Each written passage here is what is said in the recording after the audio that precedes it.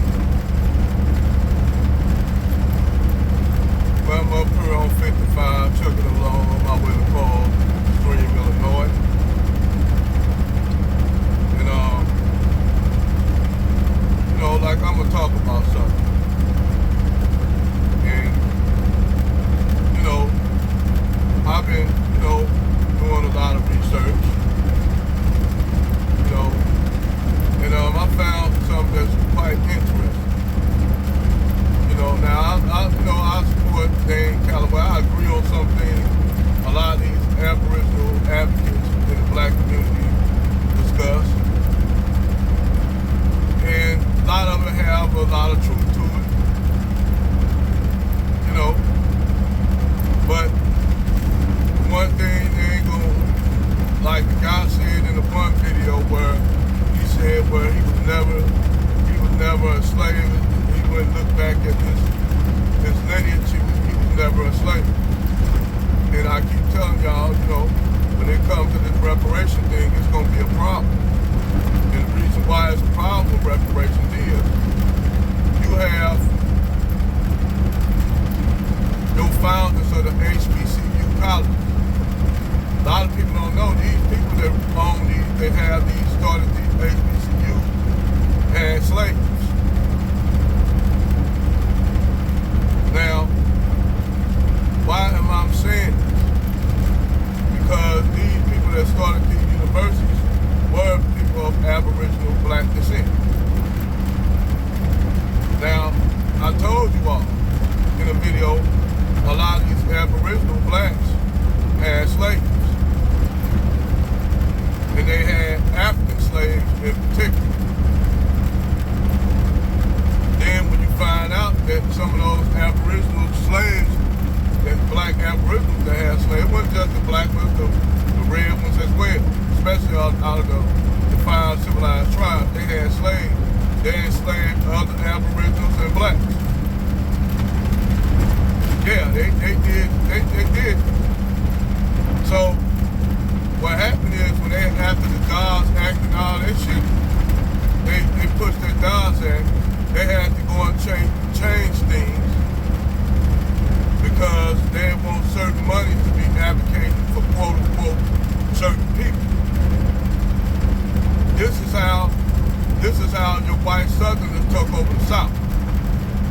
Because before that, when you had a lot of white people that were in power. Now, Farrakhan touched on it with them 2 books he came out, showing you that it was Jewish institutions that ran the bank. Now, that funded the slave owners, that funded the transport of slaves. Now, you can live, a lot of Negroes can live in denial, but yes, they did have African slaves in the United States. Matter of fact, you had a big old slave graveyard that they found were African people. And we all know that certain tribes, they did certain things to their teeth. I forgot what tribe, there was a Mende tribe, and it's a tribe in Africa that sharpened their teeth. Well, when they dug this graveyard up, they involved the graveyard up, they found all these skeletons right there in Wall Street of these African descended slaves.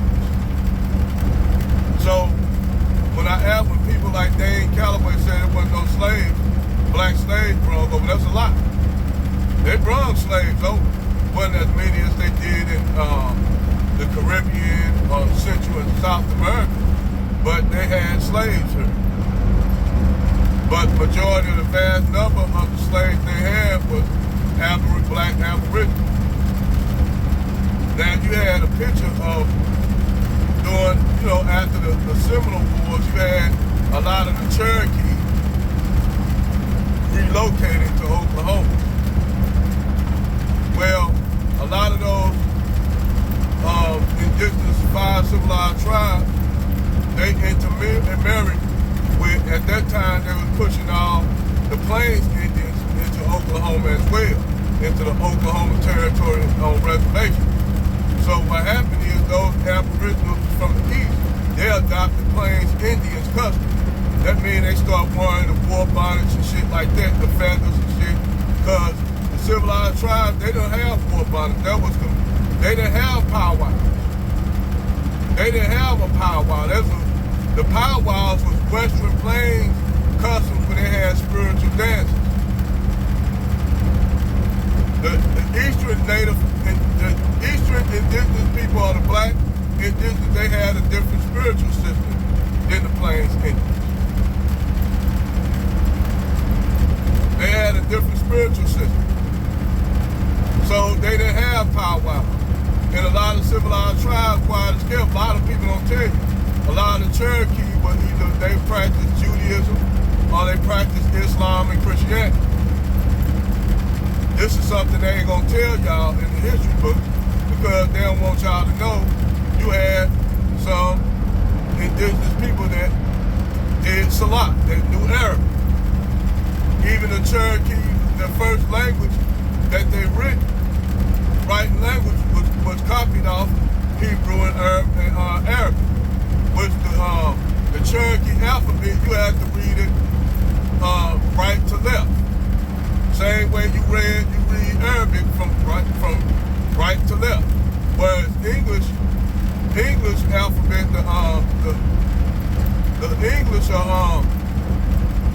Roman alphabet, which we use today, it is written right from left to right. But the Cherokee written system was right to left. Like Arabic, you read Arabic from Hebrew, Arabic, Aramaic, Syriac, you read it right to left, from right to left.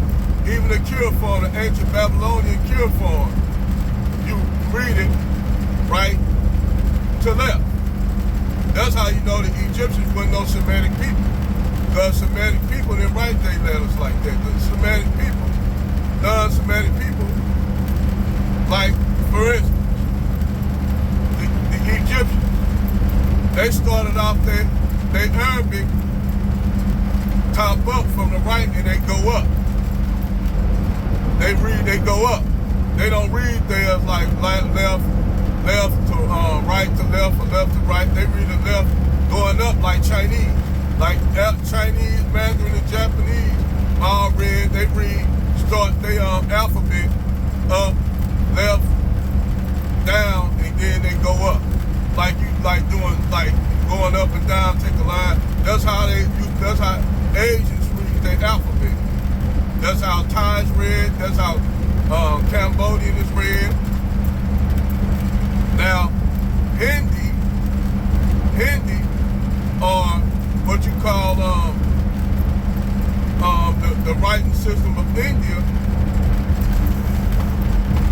you know, they read their same way as Arabic, right to left. I forgot the writing system that the Indians use. I think is damn it, I can't think of what they write. I know what it is. I just can't say it right off the bat. You know, but it's actually, you know, they read it the same way you read Arabic, right to left. And that's how a lot of the Near Eastern cultures, whether it be Persian, the Indians, Arabs, other, what you call Semitic groups, read wrote their alphabet the same way. That's why in Pakistan, even though if you look at Urdu, the Urdu writing system is based on Arabic, but it's their own alphabet. It's similar to Arabic, but it's not Arabic. Like in Pakistan, Turkmenistan and shit like that, Afghanistan, they basically got the same writing system, you know. But I'm still up here trying to think about the writing system that Sanskrit. The Indians, they read Sanskrit. Most of your Indians, the Bangladeshis, but Bangladeshis got their own writing system. And it's the same way you read it, right to left. So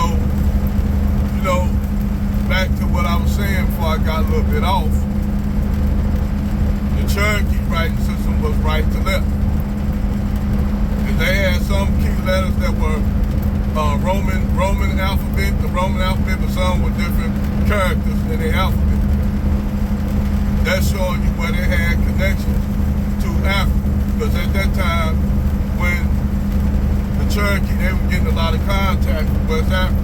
And it also was a lot of intermarriage with Africans, people from West Africa.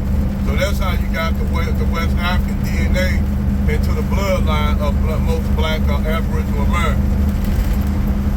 Due to those trades, those people trading and living among the Americans, the Aboriginal Americans, and you had different people that left West Africa at different times. Some came back to the Americans, some stayed, majority of them stayed over.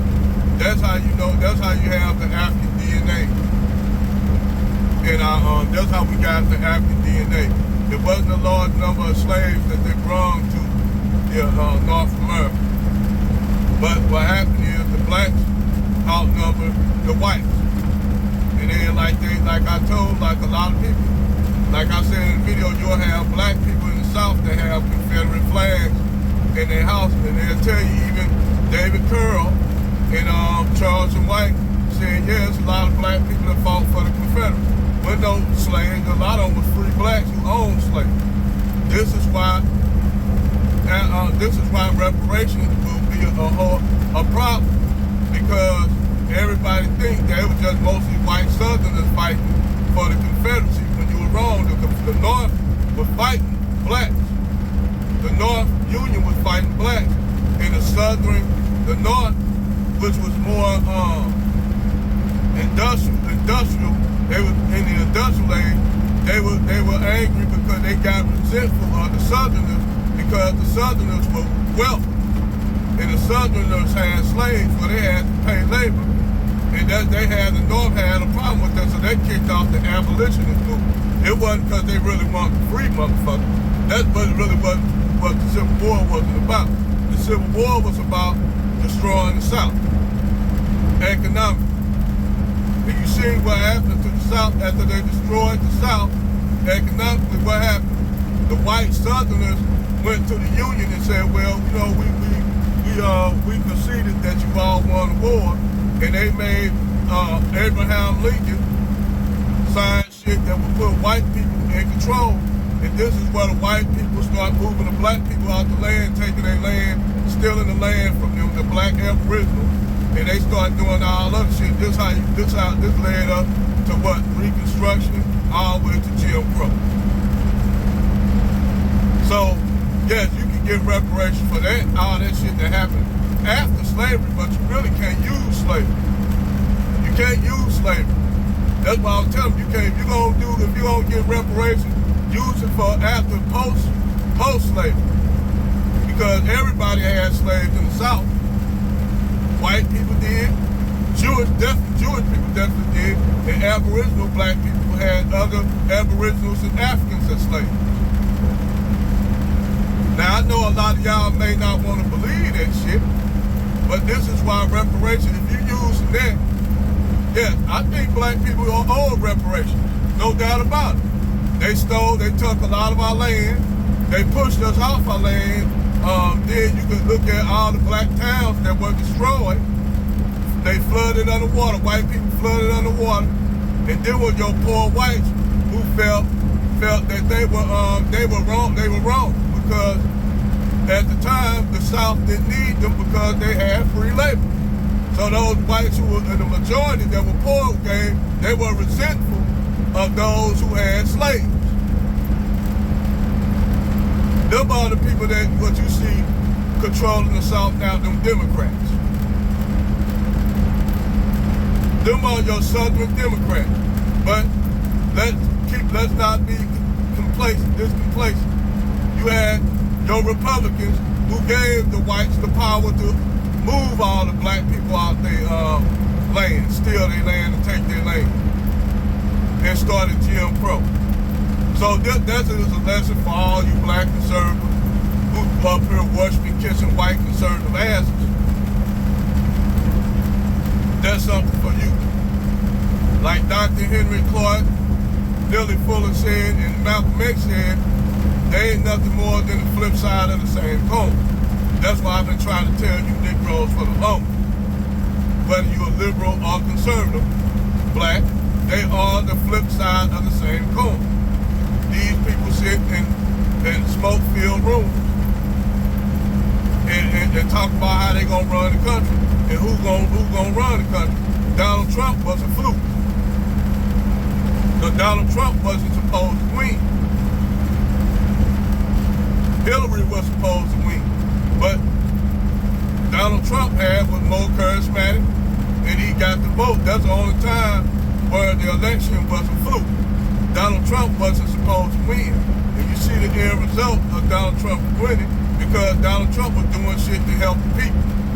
But everybody wanted to say, well, we got to create the narrative that Donald Trump racist. And they created all these groups like Antifa, Black Lives Matter came about this time. Then you had the Proud Boys. You notice all these groups came up when Donald Trump was around. The Proud Boys and all. And now you don't hear too much shit from Black Lives BLM, Black Lesbians Matter. You don't hear shit from Antifa. You hear Antifa doing a little shit. But you don't hear a lot of nothing from Proud Boys, Antifa, and Black Lives Matter. You even had where Black Lives Matter and fucking Proud Boys had hooked up. Yeah, they hooked up. This Black Lives Matter and the Proud Boys, they made a peace treaty with each other. Oh, this shit deeper than what y'all think. But they want to tell y'all, they want y'all to think that Donald Trump was promoting the Proud Boys because he said a few things. Y'all don't know that George Soros funded the Proud Boys. George Soros funded Antifa. George Soros funded motherfucking BLM. Hell, Proud Boys even had Latino and black members. Go look that shit up. They did all that shit to throw shade at Donald Trump. They were all propped up. And believe me, some of your conservatives had something to do with it too. Don't think that the conservatives didn't have nothing to do with all that shit. Oh, don't leave them out. They supported BLM, Antifa on the side. That's why a lot of them, when Donald Trump was trying to get them to go on, that's why a lot of them were doing like Mitch McConnell, all them, they like, I ain't gonna get in there. When they knew they could have spoke up for Trump, but they didn't like Trump. None of them conservatives did. None of them conservatives liked Donald Trump. None of them rhinos did. And there was a lot of them that when it get, only one that stood their ground on it was Ted Cruz. And a few other conservatives that were behind Trump, but after the election, all of them, for the exception of Ted Cruz and a few others, they stood on their ground. You know what I'm saying? So, like I said, it was a lot of confusion going on.